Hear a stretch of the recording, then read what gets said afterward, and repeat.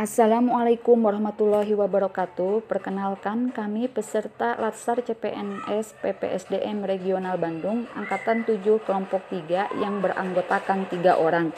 Yang pertama, saya sendiri Nok Nurhayati SPD. Yang kedua, Bapak Dudung Abdurrahman SPDI. Dan yang ketiga, Bapak Dr. Elan Jailani. Kami akan mempresentasikan tentang analisis isu kontemporer proxy war. Untuk pemaparan yang pertama akan disampaikan oleh saya sendiri. Sebelum kita menganalisis isu kontemporer proxy war, saya akan menjelaskan terlebih dahulu tentang proxy war. Menurut Yono Reksodiprojo, proxy war adalah istilah merujuk konflik di antara dua negara di mana negara tersebut tidak serta-merta terlibat langsung dalam peperangan karena melibatkan proksi atau kaki tangan. Teknik analisis isu kontemporer yang kami gunakan yaitu metode pentahelik, yang mana isu kontemporer proxy war yang kami angkat ada dua. Yang pertama yaitu investasi asing secara besar-besaran agar bisa mengeksplorasi serta menguasai sumber daya alam yang ada. Dari government banyak ditemukan kekurangan pada instrumen hukum mengenai investasi asing. Dari akademis, kurangnya pengaruh akademisi dalam membuka opini masyarakat. Sedangkan dari bisnis, perusahaan dan UKM bergantung pada investasi asing. Dari community, masih sedikit aktivis lingkungan yang sadar akan masalah yang dihadapi. Dan dari media, terjadi manipulasi berita. Investasi asing berkedok untuk mensejahterakan rakyat, kenyataannya sebaliknya untuk mengeksploitasi dan mengambil sumber daya alam Indonesia. Yang kedua yaitu tingginya penyebaran hoaks. Di aspek government, lemahnya penegakan hukum untuk para pelaku penyebar berita hoaks. Dari akademis, kurangnya pengetahuan masyarakat dalam membedakan mana informasi yang benar atau hoaks. Dari bisnis, menguntungkan pihak-pihak tertentu yang terlibat dalam penyebaran hoaks. Dari community, masyarakat langsung percaya tanpa mencari tahu kebenarannya. Dan dari media, media massa menjadi pelantara penyebaran berita hoaks sehingga menimbulkan keresahan. Untuk pemaparan selanjutnya akan disampaikan oleh rekan saya. Selanjutnya, kita akan membahas analisis pemecahan isu dari beberapa isu dengan menggunakan metode USG. Metode USG adalah salah satu alat untuk menyusun urutan prioritas isu yang harus diselesaikan. Caranya dengan menentukan tingkat urgensi, keseriusan, dan perkembangan isu dengan menentukan skala nilai 1-5 atau 1-10. Isu yang memiliki total skor tertinggi merupakan isu prioritas. Metode USG merupakan salah satu cara untuk menetapkan urutan prioritas masalah dengan menggunakan metode teknik scoring. Proses untuk metode USG dilaksanakan dengan memperhatikan urgensi dari masalah tersebut, keseriusan masalah yang dihadapi, serta kemungkinan berkembang masalah tersebut semakin besar. Hal ini bisa dijelaskan seperti ini. Yang pertama adalah urgensi, yaitu dilihat dari ketersediaannya waktu, mendesak atau tidaknya masalah tersebut untuk diselesaikan. Yang kedua, tingkat keseriusan dari masalah tersebut, yakni dengan melihat dampak masalah tersebut terhadap produktivitas kerja, pengaruh terhadap keberhasilan, dan juga membahayakan sistem atau tidak. Yang ketiga adalah tingkat perkembangan masalahnya, yakni apakah masalah tersebut berkembang sedemikian rupa sehingga sulit untuk dicegah.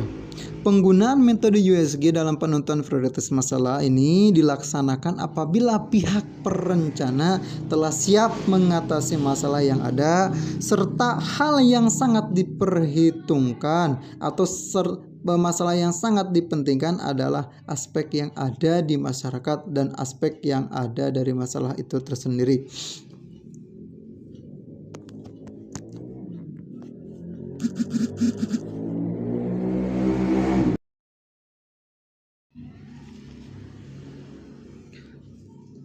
Salah satu contoh isu kontemporer proxy war diantaranya adalah investasi asing secara besar-besaran agar bisa mengeksploitasi serta menguasai sumber daya alam. Itu nilainya 4 ya, berarti mendesak.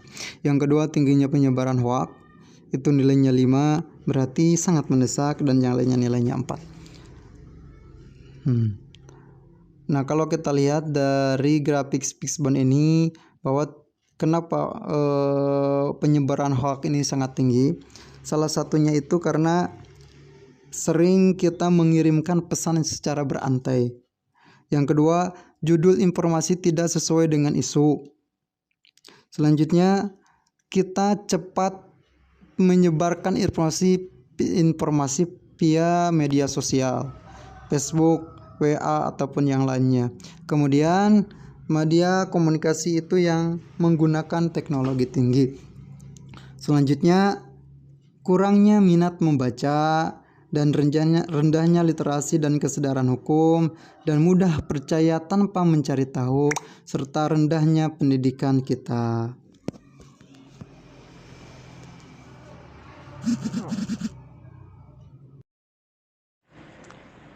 Baik, selanjutnya saya akan menjelaskan tentang analisis SWOT untuk melihat bagaimana strategi penangkalan berita hoax ini dari segi strength, opportunity, weakness, dan threat-nya. Dari segi strength atau kekuatan dalam kita untuk penangkalan berita hoax ini yang pertama kita sudah mempunyai layanan pelaporan dan pengaduan berita hoax, yaitu yang disediakan oleh Kemenkominfo, Kementerian Komunikasi dan Informasi. Ada situsnya untuk melihat apakah sebuah berita itu hoax atau tidak. Kemudian sudah ada hukum bagi penyebar berita hoax, sehingga ini bisa menjadi peringatan bagi orang-orang yang berusaha untuk menyebarkan berita hoax. Kemudian dari segi weakness-nya, pengaduan medsos ini tidak bisa menyerang pengguna medsos di Indonesia terutama gitu ya, yang menggunakan media sosial, kebanyakan itu tidak bisa menyaring berita terlebih dahulu. Jadi ketika ada berita yang masuk, ya mereka langsung percaya tanpa di verifikasi terlebih dahulu. Kemudian pengguna medsos langsung menyebarkan informasi yang diterima. Biasanya ketika ada pesan berantai ke WA, disebarkan ke grup-grup yang lain seperti itu. Kemudian dari segi opportunity, sebenarnya medsos itu sebenarnya bisa menjadi alat gitu untuk kita bisa menyaring hoax gitu kita bisa, kalau kita misalkan mendapatkan ada berita yang masuk ke medsos kita, ya kita langsung, kalau kita tahu itu hoax, ya kita langsung tanggapi gitu bahkan media visual, TV, atau media elektronik digital lain untuk yang bisa diakses banyak ya. Sekarang banyak situs-situs berita. Jadi kalau dulu mungkin lewat koran saja, sekarang media cetak pun ada media elektroniknya. Dan siapapun bisa menjadi penyaring berita hoax gitu lewat media sosial mereka. Tapi di samping ada peluang itu, ada juga tantangan atau ancaman. Banyak pihak yang sengaja menyebarkan hoax. Ya, mungkin ada keuntungan dari hal itu. Di samping itu juga ada cepatnya penyebaran pesan berantai. Ini yang menjadi tantangan bagi kita gitu ya. Selanjutnya, adapun alternatif penyelesaian yang bisa kita laksanakan yaitu edukasi dari penyebaran hoax. Ya, dengan tahapan salah satunya kita bisa melakukan sosialisasi di lingkungan sekolah, masyarakat, ataupun di media massa atau media sosial. Ya, hasil yang diharapkannya ya memahami bahaya penyebaran hoax. Sasarannya banyak, bisa pengajar, bisa pelajar, bisa masyarakat itu sendiri. Kemudian edukasi untuk menganalisis setiap informasi yang diterima. Jadi ketika ada informasi, ya jangan langsung disebarkan, diverifikasi terlebih dahulu. Ya, ini bisa melibatkan institusi pendidikan, ataupun ya media lagi gitu, media massa atau medsos. Kemudian melakukan pembimbingan dan pengawasan dalam penggunaan medsos, bisa di lingkungan sekolah, sosialisasi ya. Kembali lagi, kalau sosialisasi ya bisa di mana saja. Kemudian ada juga sanksi yang sengaja menyebarkan hoaks atau sumber hoaksnya itu sendiri, itu harus ada sanksi.